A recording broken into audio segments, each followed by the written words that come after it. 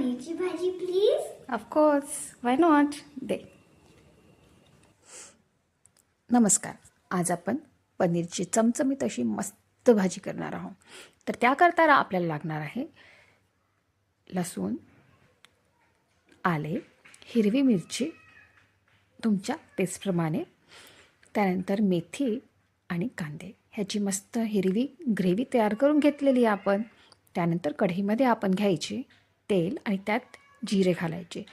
जिरे सुंदर असे तडतडले की त्यानंतर त्यात आपण घालूया जी हिरवी ग्रेव्ही आपण तयार केली होती तिला थोडे मिक्स करायचे.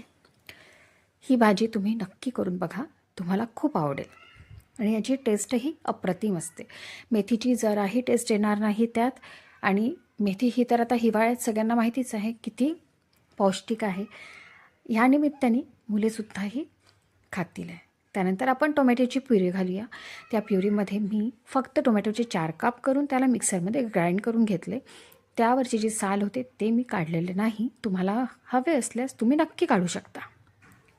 आता आपण ही ग्रेव्ही व्यवस्थित दोन्हीही मिक्स करून घेऊया. त्यानंतर त्यावर आपण झाकण ठेवून 1 ते 2 मिनिट त्याला व्यवस्थित शिजवून घेऊया. त्यानंतर झाकण उघडले की त्यात आपण घालू तुमच्या चवीप्रमाणे मीठ, लाल मिरची पावडर, हळद पावडर, गोडा मसाला आणि काश्मीरी लाल मिर्च पावडर. तुम्ही ह्यात आपल्या चवीप्रमाणे तिखटाचे प्रमाण आणि मिठाचे प्रमाण बदलू शकता. त्यानंतर आपण हे सगळे जे कोरडे जिन्नस घातले हे सगळे आपण व्यवस्थित त्यात मिक्स करून घ्यायचे. मिक्स करून आपण त्यावर झाकण ठेवूया. झाकण ठेवल्यानंतर आपण त्याला सुंदर असे, सगळ्यांनाच माहिती आहे, तेल कडाला सुटेपर्यंत मस्त त्याला शिजू देऊया.